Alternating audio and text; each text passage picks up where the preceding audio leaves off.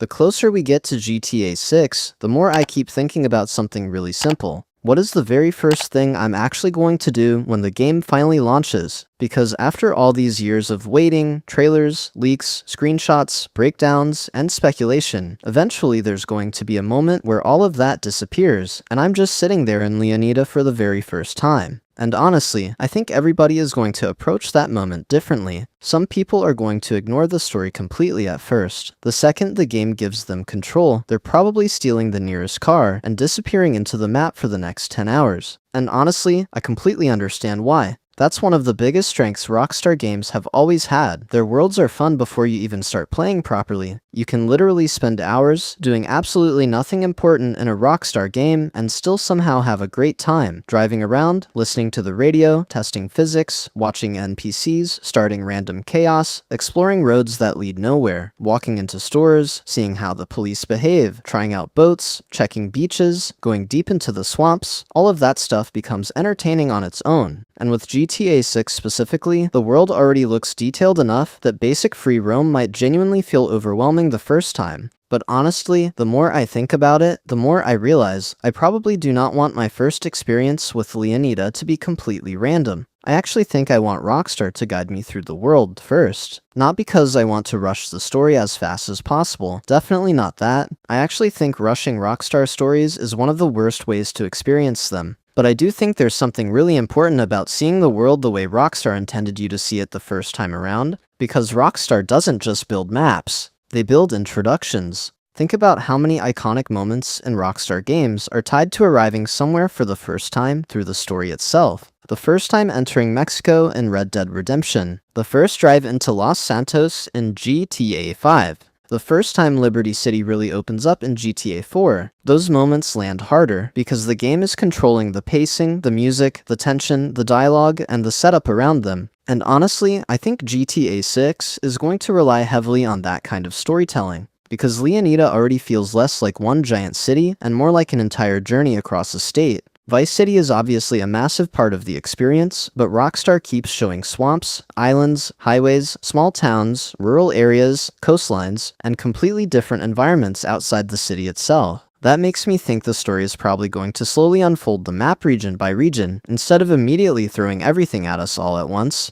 And personally, I think that's probably the best way to experience a Rockstar world for the first time. I don't really want my first visit to some huge location to happen because I randomly drove there in free roam with no context. I want my first experience with a place to actually mean something. I want the story to introduce me to it. I want there to be a reason I'm there. Maybe a mission takes me deep into the wetlands for the first time at night during a storm. Maybe the story slowly builds tension before bringing me into Vice City itself. Maybe certain areas feel dangerous or mysterious because the narrative hasn't fully explained them yet. That stuff matters a lot for immersion, because once you already know the map too well, some of the magic disappears. And honestly, I learned that the hard way in Red Dead Redemption 2. There were certain areas I explored really early before the story naturally took me there, and when the actual missions finally happened in those regions later, they didn't hit as hard emotionally. The surprise was gone already. The mystery was gone. Instead of feeling like I was arriving somewhere important, it just felt like I was revisiting an area I already knew too well. And I really do not want that happening with GTA 6.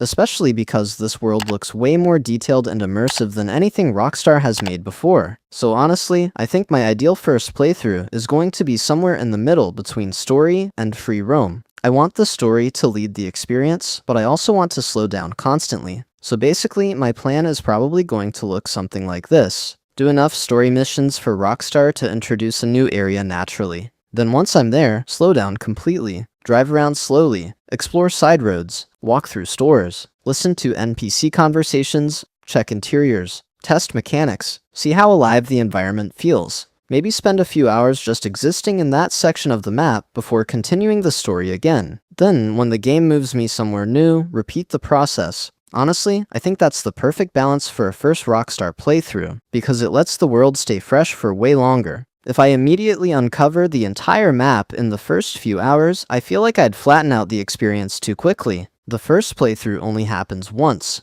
That first feeling of not knowing what's around the next corner only exists one time. And Rockstar games are usually at their absolute best when the world still feels mysterious. That's why I honestly think I'm going to avoid certain things intentionally during the beginning of GTA 6. I probably won't instantly go hunting for hidden secrets online. I probably won't try to reveal the entire map immediately. I probably won't start min-maxing money systems or trying to become rich instantly either. I kind of just want to live in the world for a while. Take it slow.